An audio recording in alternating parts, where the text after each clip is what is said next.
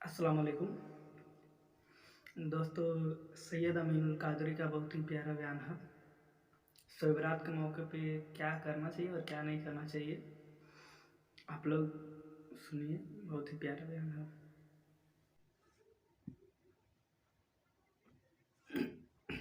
मुसलमानों की हुकूमत में भी जेल में डाले जाओगे, तो नमाज नहीं पढ़ते।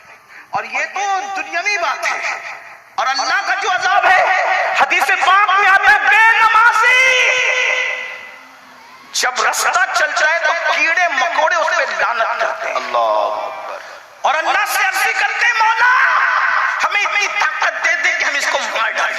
यानी बेनमाजी का वजूद कीड़े मकोड़ों को भी गवारा नहीं है। बताओ, अल्लाह की मर्जी के बगैर पत्ता नहीं हिलता। फासिकों को खत्म करने के लिए कुदरत मुनकिरीन इस्लाम का लश्कर भेजती है, मुशरिकीन और मुल्हिदीन का लश्कर भेजती है। ये तारीख है। अगर आज आप दीन की तरफ नहीं आओगे तो इससे बदतरीन हालात देखने को मिलेंगे। बतौर बद्दुआ नहीं बल्कि हदीस की रोशनी में तुम्हें आगाह किया जा रहा है। जलसे में आने वालों, अगर दुनिया और आखिरत को बेहतर बनाना है तो अल्लाह की पनाह में आओ। हदीस पाक है, अल्लाह के रसूल अलैहिस्सलाम फरमाते हैं, जो नमाज छोड़ देता है अल्लाह अपनी अमान की चादर उसके सर से हटा लेता है। अल्लाह अपनी पनाह से उसको बाहर कर देता है। लोगों को बिरादरी के बाहर होने का खौफ है। अल्लाह जिसको अपनी पनाह से बाहर कर दे, अल्लाह जिसको अपनी अमान से बाहर कर दे, उसका हाल क्या होगा? उसको तो चूहे भी कुचल डालेंगे, उसको तो मच्छर भी चाट डालेंगे, उसको तो अल्लाह अकबर जानवर और परिंदे और चरिंदे भी खत्म कर देंगे। क्योंकि अल्लाह जिससे पनाह हटा ले, याद रखना अल्लाह की पनाह बहुत बड़ी चीज है। अगर अल्लाह पनाह देने पर आए, तवज्जो, अगर अल्लाह पनाह दे, अगर अल्लाह पनाह दे तो अल्लाह की पनाह की शान ये है कि वो मकड़ी के जाले से भी बड़े से बड़े ताकतवर की हिफाजत कर लेता है। दुनिया में अगर आपसे कोई पूछे ना कि सबसे बड़ा ताकतवर दुनिया में कौन है, दुनिया में सबसे बड़ा ताकतवर, आंख बंद करके कहना मोहम्मद रसूलुल्लाह सल्लल्लाहु अलैहि वसल्लम। आंख बंद करके कहना, क्यों?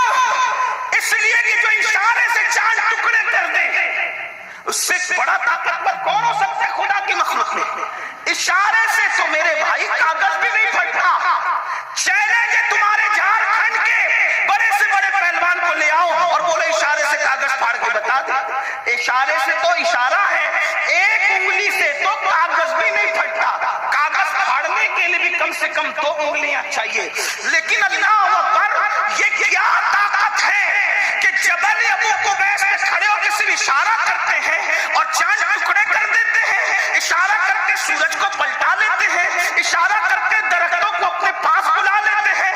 ऐसी ताकतवर हस्ती जब गार में होती है तो खुदा उस ताकतवर हस्ती को किससे बचाता है? मकड़ी के जाले से।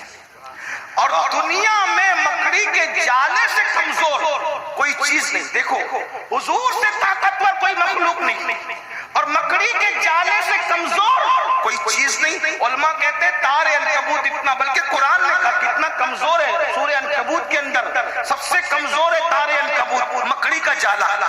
एक दिन का दूध पीता बच्चा भी अगर उंगली ऐसे कर दे तो मकड़ी का जाला टूट जाए, इतना ही कमजोर है। लेकिन मेरे अल्लाह की शान, इतनी ताकतवर हस्ती को इतने कमजोर मकड़ी के जाले से बचाकर बताता है।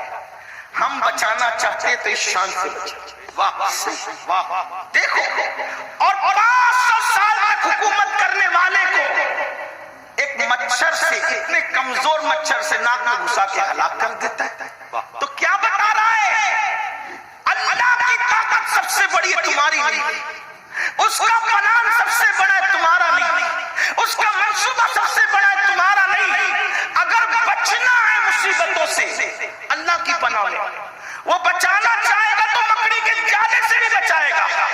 और अगर हलाक करना चाहेगा तो फिर किसी सुर्रम खां की जरूरत नहीं पड़ेगी, हलाकू चंगेज खां की जरूरत नहीं पड़ेगी, अल्लाह फला की जरूरत नहीं पड़ेगी। जब वो तुम्हें जिल्लत से मारना चाहे تو صرف وہ مچھر سے بھی تمہیں مار ڈالے، مچھر سے بھی تمہیں، تو اس کی پناہ کی طرف آؤ. اور اس کی پناہ کب ملے گی؟ کچھ بھی کر لو، نعرے لگا لو، بڑی بڑی باتیں کر لو، کانفرنس کر لو، یہ کر لو، وہ کر لو، اسکولیں بنا لو، مدرسے بنا لو، کالجز بنا لو، یہ کر لو، ایسا کر لو، سب کچھ کر لو، جب تک اس کی بارگاہ میں جھکو گے نہیں، سجدہ کرو گے نہیں، نماز پڑھو گے نہیں، اس وقت تک کہ اللہ کی پناہ ملنے والی نہیں. کیونکہ اللہ کے رسول سے فرما دیا گیا جو نماز چھوڑ دے وہ اللہ کی پناہ سے باہر ہو جاتا ہے. پھر ذلت اس کا مقدر، رسوائی اس کا مقدر، ذلیل ہونا اس کا مقدر، مفلس ہونا اس کا مقدر، ستایا جانا اس کا مقدر، پریشان ہونا اس کا مقدر. دنیا نے وہ دن بھی دیکھا جب مسلمانوں کو اللہ نے دولت دی، حکومت دی، تخت دیا، تاج دیا، مسلمان نماز چھوڑ کر باقی ہو گئے، نماز چھوڑ کر باقی ہو گئے، بغاوت کی طرف گئے. تو اللہ نے ہلاکو اور چنگیز خان کا بڑا لشکر مسلط کیا. تو کچھ ولی لوگ بیچ میں آ گئے، اللہ کے ولی لوگ، کہ ہم مقابلہ کریں گے کس سے؟ ہلاکو چنگیز خان سے. جیسے وہ مقابلے میں آئے وہ ولی ہٹ گئے، نہیں کیا مقابلہ.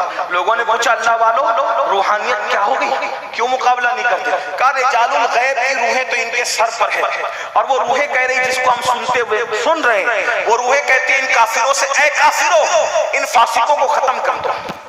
اے کافروں، ہلاکو چنگیز خان کی فوج کے سر پہ کس کی روحیں ہیں؟ ولیوں کی روحیں. اور کیا کہہ رہی ہے؟ اے کافروں ان فاسقوں کو، بدکاروں کو ختم کر دو.